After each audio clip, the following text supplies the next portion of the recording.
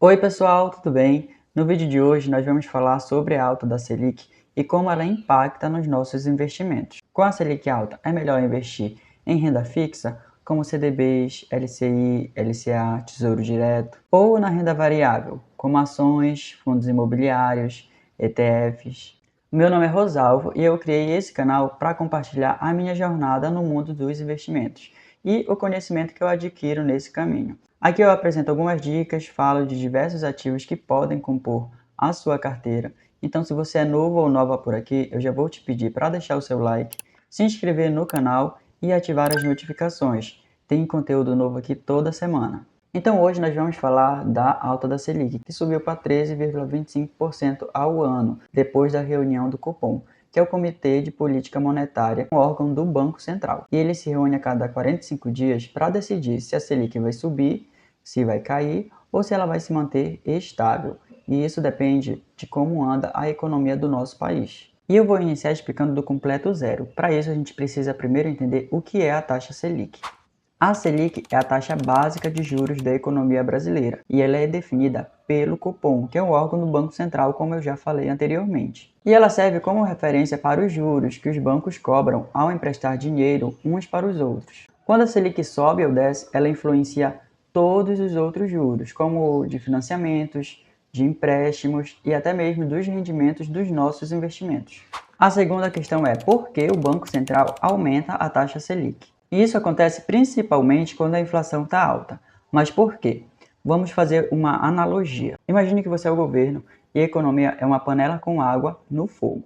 O fogo seria o crédito fácil e o consumo elevado. Se a água está fervendo e começa a transbordar da panela, você precisa diminuir o fogo para controlar essa situação. Essa água fervendo de forma descontrolada seria a inflação fora de controle. Então você precisa diminuir o fogo para diminuir essa água fervendo, ou seja, para diminuir a inflação.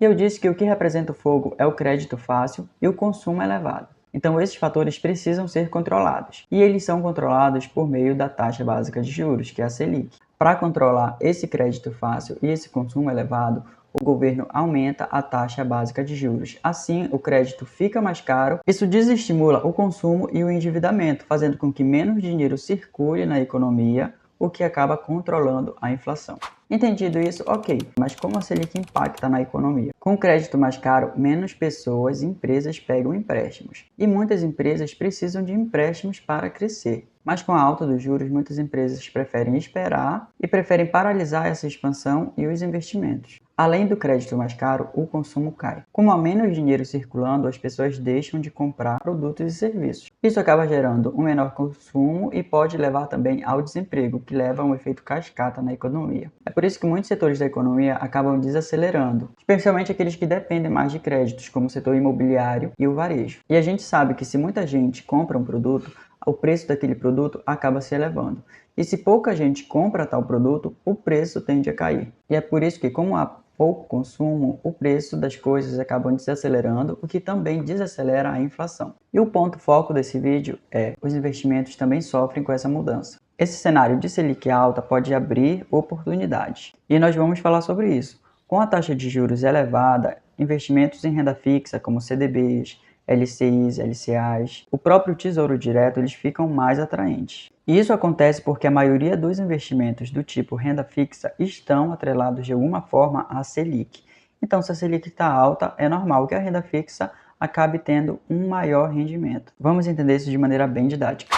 Com a Selic em 13,25, os rendimentos de renda fixa disparam em rentabilidade. O próprio Tesouro Direto ele acaba oferecendo rentabilidades altíssimas, o que chama a atenção dos investidores. E isso pode ser uma mão na roda, porque traz uma alta rentabilidade e uma segurança elevada. Se você quiser saber tudo sobre o Tesouro Direto, Tesouro IPCA, Tesouro Selic, Tesouro Pré-fixado, como investir na prática, clique no card que vai estar aparecendo aqui nesse vídeo. Ele vai te redirecionar para o conteúdo aqui do canal que eu falo sobre tudo isso. Além do Tesouro, LCIs, LCAs, CDBs também costumam pagar muito bem. Um exemplo é que um CDB que paga 110% do CDI, ele pode atingir um rendimento de até 1% ao mês, o que antes era bem difícil para renda fixa. E agora passa a ser uma realidade. E o melhor, com a segurança que só a renda fixa traz. Então eu trouxe aqui um exemplo para a gente ver como muda o rendimento de um CDB de acordo com a Selic. Então no exemplo eu trouxe um CDB com a Selic a 8%.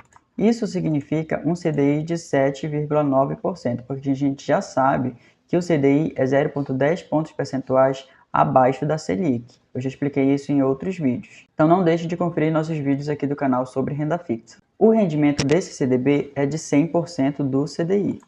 Isso significa uma taxa de 7,9%, já que ele está rendendo 100% do CDI. Significa que ele rende todo o CDI. Então, se nós fazemos um aporte de R$10.000, esse aporte vai nos render ao final de um ano a quantia de R$790, fora o imposto de renda.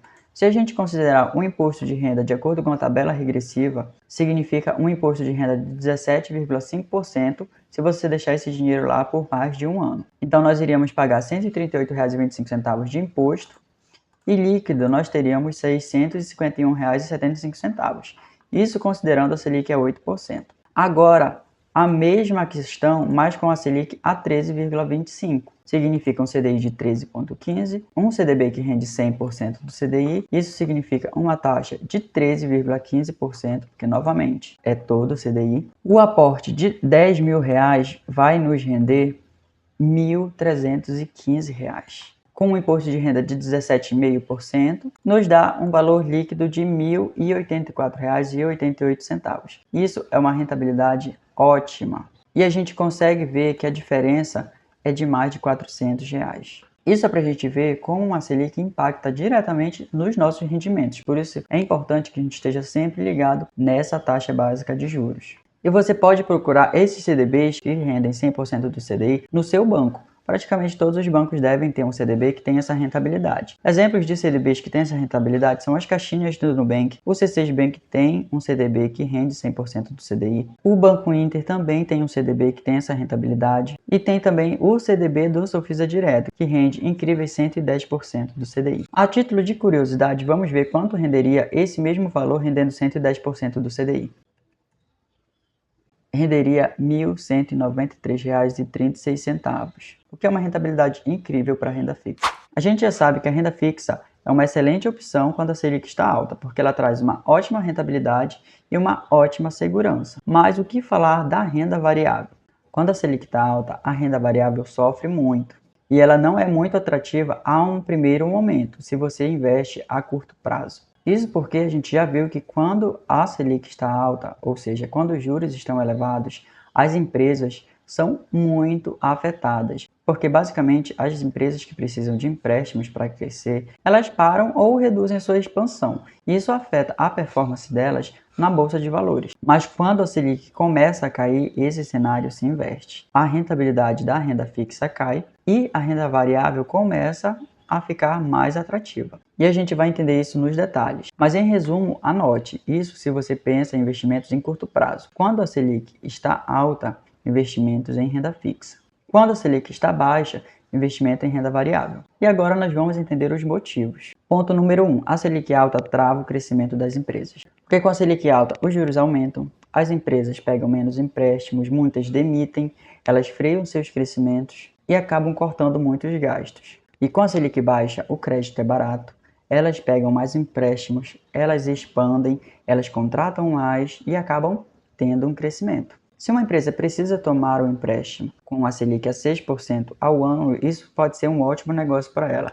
Mas com a Selic a 13,25%, isso pode ser um problema, porque isso impacta diretamente no lucro das empresas. Então, se as empresas estão tendo menos lucro, muitas ações acabam perdendo valor na bolsa, porque muitos investidores ficam com medo daquela empresa não conseguir se recuperar. Ponto 2. Renda fixa versus bolsa de valores. Na novidade que a gente preza por rendimento e segurança quando a gente está investindo. Se a gente quer um rendimento maior, é normal que o risco também seja maior. Agora imagine esse cenário que tem a renda fixa pagando 13% ao ano e uma renda variável que também consegue pagar 13% ao ano. Qual você, investidor, vai preferir? Muitos preferem a renda fixa, porque por mais que elas tenham o mesmo rendimento, a renda fixa é muito mais segura, os riscos são muito menores. Então, para a renda variável conseguir competir com a renda fixa, ela precisa aumentar esse rendimento. E não é o que acontece muitas vezes quando a Selic está alta. Então, quando é que a renda variável começa a ficar mais atrativa? Quando a Selic começa a cair. Que acontece todo aquele ciclo que eu já falei para vocês. O crédito fica mais barato, as empresas pegam mais empréstimos e elas voltam a crescer. O lucro das empresas cresce, o que faz com que elas fiquem mais valiosas na bolsa. E muita gente que deixou seu dinheiro na renda fixa tira de lá e começa a investir na renda variável, o que acaba fazendo com que o preço dos ativos da renda variável subam ainda mais. Então esse ciclo sempre se repete. Agora, se nós falamos de quem investe a longo prazo, a conversa é diferente. Você pode aproveitar esses momentos de Selic alta para comprar ações e fundos imobiliários descontados. Obviamente que nós temos que encontrar boas ações e bons fundos imobiliários que vão se recuperar assim que a Selic começar a baixar. E aí então a gente aproveita esse momento de baixa para comprar muitas ações e muitos fundos imobiliários. A gente acaba lucrando também com a valorização desses ativos. Por exemplo, em 2016, a Selic estava em incríveis 14,25%.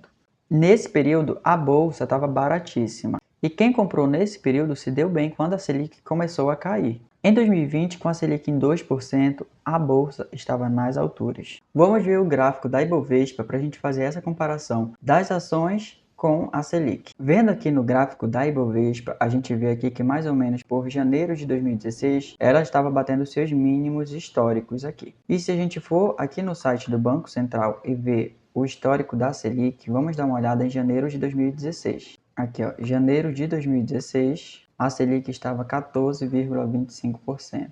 E assim ela se manteve por 2016.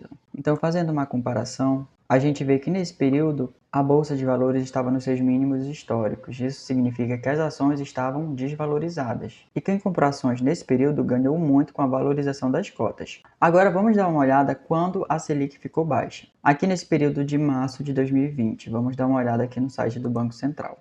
Ó, aqui no período de março de 2020, a Selic estava em 3,75%. Depois ela foi para 3, 2,25, 2, chegou a 2%. Vamos dar uma olhada nesse período aqui de 2020 no gráfico da Ibovespa. Aqui, março de 2020, ela teve essa grande queda aqui, por conta da pandemia, né? E a taxa básica de juros estava baixíssima. Então, ela só voltou a se recuperar aqui por 2021.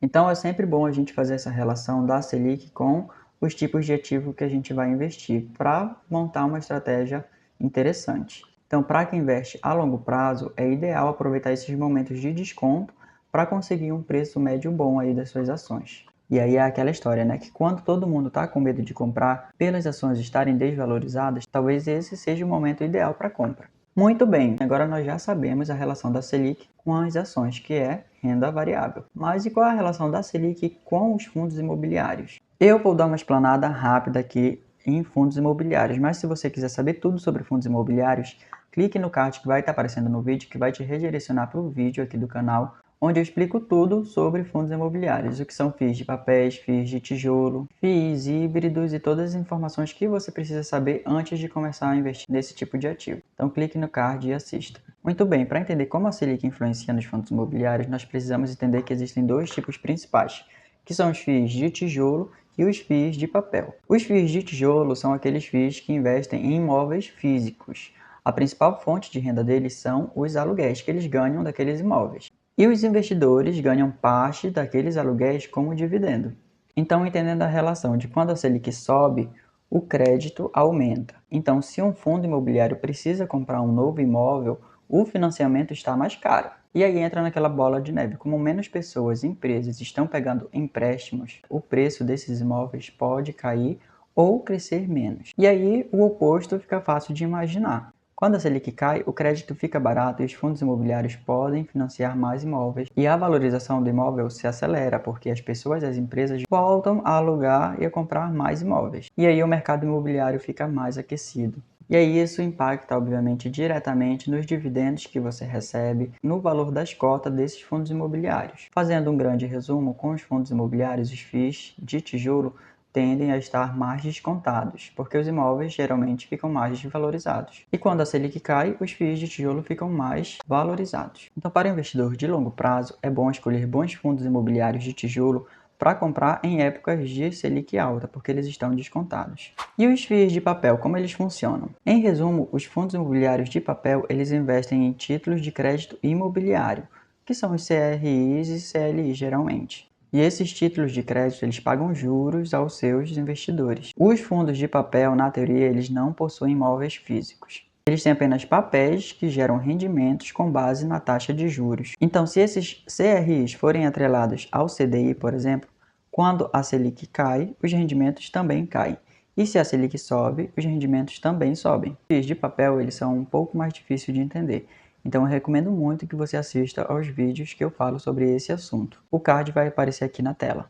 Então, para o investidor de longo prazo, o ideal é que você compre FIIs de papel quando a Selic está baixa, porque ele está desvalorizado e aí quando a Selic voltar a crescer, ele se valoriza. Então vamos fazer aqui um grande resumo. Quando a Selic está alta, os FIIs de papel podem estar pagando ótimos rendimentos. Já os FIIs de tijolo, eles podem estar descontados, porque o mercado está desaquecido. Quando a Selic está baixa, os FIIs de tijolo tendem a se valorizar, porque o mercado já passa a ficar mais aquecido. E os FIIs de papel tendem a pagar menores rendimentos, porque eles estão atrelados diretamente à Selic. Logo, uma Selic mais baixa, os rendimentos desse tipo de ativo também ficam mais baixos. Então você consegue enxergar que o melhor tipo de ativo para você comprar depende da sua estratégia de investimento? Se você investe a longo ou curto prazo, se a sua carteira é focada em recebimento de dividendos ou de valorização. Então são diversos fatores que influenciam muito na hora de você escolher um ativo. Por isso não tem resposta certa ou errada. Qual é o momento melhor de investir em qual tipo de ativo? Isso depende da sua estratégia e do tipo de investidor que você é. A Selic alta pode assustar no primeiro momento, mas para o investidor inteligente pode ser um momento de oportunidades. O ideal é que nós tenhamos uma carteira diversificada. Então podemos aproveitar a renda fixa agora, que ela está muito atrativa, mas não deixe de investir na renda variável também, porque a longo prazo vai compensar muito. A renda variável pode estar em baixa, mas a história mostra que quando os juros caem, ele volta a subir novamente. Então não esqueça disso, que o mercado é cíclico. Tudo bem, pessoal? Hoje você aprendeu como se comportam diferentes tipos de ativo de acordo com a volatilidade da Selic. Utilize esse vídeo para montar a sua estratégia de investimento. Se é melhor investir em renda fixa ou renda variável, vai depender se você investe para curto ou longo prazo, dentre outros fatores. Então monte a sua estratégia e siga ela fielmente, aportando todos os meses. Investir sem estratégia é um grande perigo. Se você gostou desse conteúdo, deixe seu like, se inscreva no canal e ative as notificações. Fiquem bem e até o próximo vídeo. Tchau!